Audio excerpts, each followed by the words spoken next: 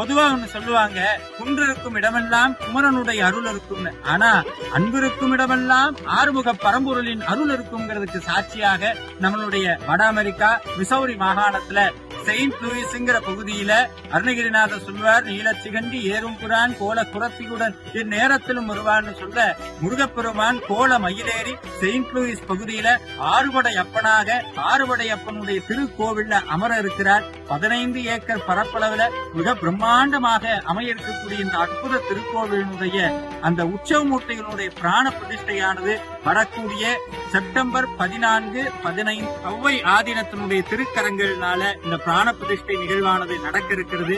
இந்த அற்புத நிகழ்வுல நீங்க கலந்துக்கணும். அது மட்டும் இல்லாம முருகப்பெருமானுடைய இந்த அற்புத கோவிலுக்கு உங்களால முடிஞ்ச சிறு உதவியை செய்யணும். ஏன்னா நம்ம முருகனுக்கு நம்ம செய்யாம யாரு செய்வார்? ஏன்னா அள்ளி அள்ளி கொடுத்திருக்கிறார் அந்த வள்ளல். நம்ம கொடுக்காம இருந்தா சரியா இருக்குமா?